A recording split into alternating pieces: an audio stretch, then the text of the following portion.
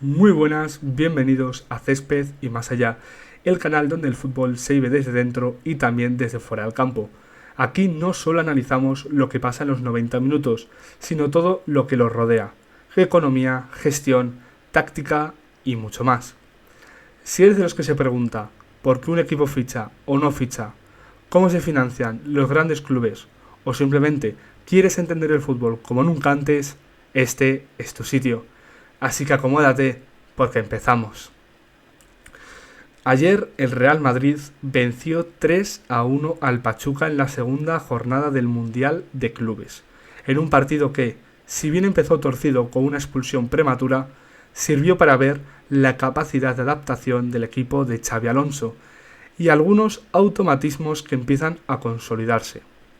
Como ya advertimos en la previa, aquí en el canal, el sistema de los tres centrales era un mecanismo complicado de aplicar con el poco tiempo de preparación, y precisamente en ese tipo de desajustes llegó el único gol del conjunto mexicano. Pero vayamos por partes. Primero vamos a hablar del once inicial que sacó Xabi Alonso, que fue Courtois en portería, línea de 4 con Arnold, Asensio, Huijsen y Fran García. En el medio campo, Tchouaméni como pivote, Valverde como eje, Güler y Bellingham como interiores adelantados. Y en ataque, Gonzalo García acompañaba a Vinicius. Lo más raro, Rodrigo no tuvo minutos aun estando en el banquillo. ¿Puede significar algo? Decidme en comentarios.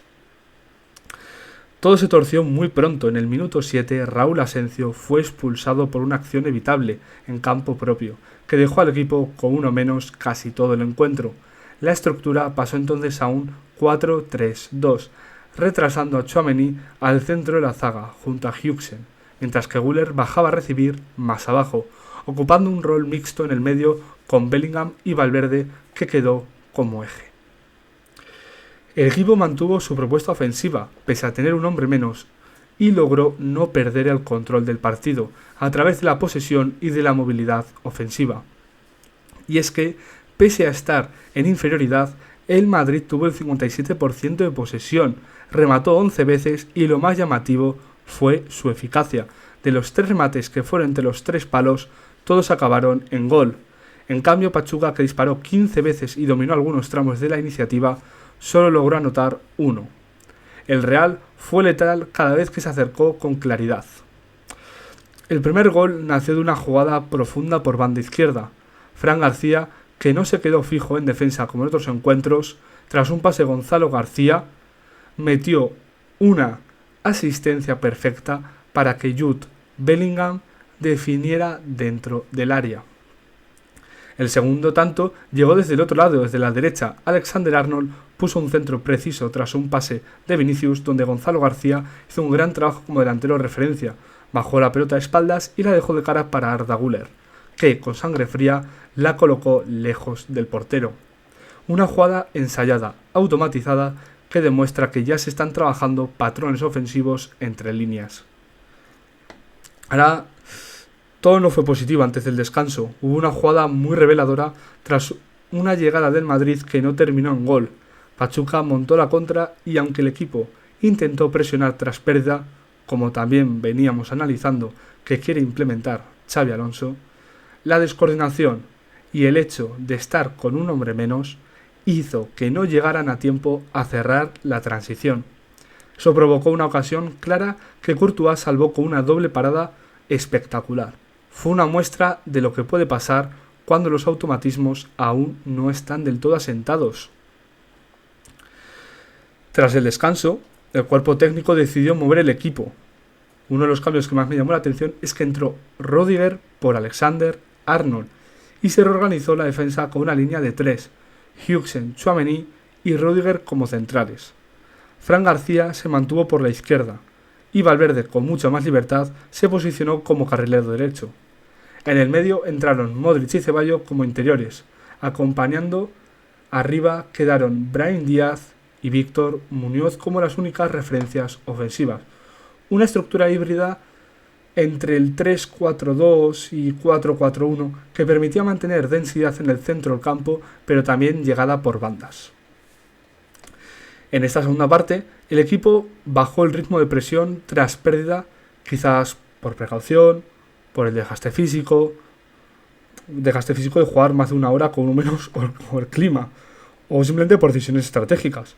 Eso sí, hubo tramos donde se seguían buscando asociaciones rápidas entre líneas, paredes, triangulizaciones, con Güler como el eje creativo antes de salir sustituido. El tercer gol nació precisamente de una transición bien llevada. Todo empezó con un pase a la espalda de la defensa rival que Vinicius aprovechó con una conducción por la izquierda y cuando parecía que encararía portería, cedió el balón atrás para Valverde, que distribuyó rápidamente hacia Brahim, situado en la frontal del área. El marroquí controló, basculó ligeramente para ganar ángulo y puso un centro templado al corazón del área. Lo llamativo fue lo que hizo el propio Valverde. En lugar de quedarse como pasador, rompió al espacio, atacó el área y entró por sorpresa, sin que ningún central del Pachuca lo siguiera. Llegó solo y remató solo. Una acción que combinó calidad técnica, inteligencia posicional y entendimiento colectivo. Ahora, por el otro lado, el gol del Pachuca, único tanto encajado a los blancos. Llegó en la segunda parte tras una jugada en la que el Madrid quedó descompensado atrás. Aunque el disparo fue desviado y entró con algo de fortuna, el problema vino del desequilibrio estructural, al no haber basculación adecuada ni cobertura. El equipo permitió un remate sin oposición desde la frontal. Es una de las consecuencias de los cambios y del nuevo sistema de 3 centrales que aún está en fase de prueba. En lo individual hay varias cosas que destacar. Courtois volvió a demostrar que está cerca de su mejor nivel, con paradas clave y mucha seguridad en el juego aéreo. Huijsen tuvo personalidad y mostró madurez pese a la responsabilidad de liderar una zaga improvisada. Tchouaméni cumplió como central, aunque se nota que su posición natural es otra. A ver qué hace Xabi Alonso. Valverde fue espectacular. Fue el termómetro del equipo. Arrancó como interior, luego fue eje, más tarde carrilero y finalmente goleador. Un despliegue brutal. Jude Bellingham volvió a ser decisivo. Convirtió el primer gol, ayudó a mantener la calma tras la expulsión y lideró las salidas con balón. Su entendimiento con Güler empieza a ser muy interesante. Además, el turco dejó detalles técnicos, movilidad entre líneas y una gran definición en el 2-0. Gonzalo García, por su parte, se está ganando un sitio no solo por su capacidad para fijar centrales, sino por su lectura para asistir y su trabajo sin balón. En cuanto a Fran García, completó un partido muy bueno. Aunque tuvo algún error al final del partido, fue un partido donde fue profundo, intenso, decisivo y con su asistencia. También tenemos que hablar de Arnold, que dejó una buena imagen especialmente en la construcción de jugada desde atrás, aunque luego fue sustituido para reforzar la zaga. Con este resultado, el Real Madrid suma su primera victoria y se coloca muy cerca de la clasificación. El siguiente partido será ante el Red Bull Salzburg y para eso se espera ya la incorporación de Kylian Mbappé, tras superar los problemas físicos que lo dejaron fuera de los primeros partidos con la llegada del francés. Y con Rodrigo también disponible, el abanico ofensivo se ampliará aún más, y eso obliga a Xabi Alonso a tomar decisiones tácticas importantes. El equipo aún está en fase de pruebas, pero ya se perciben las ideas clave: presión tras pérdida, automatismos ofensivos, circulación fluida desde el medio y versatilidad posicional. La apuesta por los 3 centrales requiere tiempo, pero con jugadores inteligentes como Tchouaméni, Huijsen, Valverde, la adaptación puede ser más rápida de lo habitual. Y bueno, hasta aquí el vídeo de hoy. Si te ha gustado, déjale un like, suscríbete y activa la campanita para no perderte nada. ¿Tienes dudas o quieres opinar sobre el partido contra Pachuca o lo que viene frente al Salzburg? Te leo en los comentarios.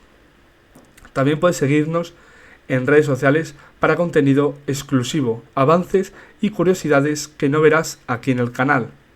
Esto fue Césped y más allá, donde el fútbol no termina con el pitido final. Nos vemos en el próximo vídeo.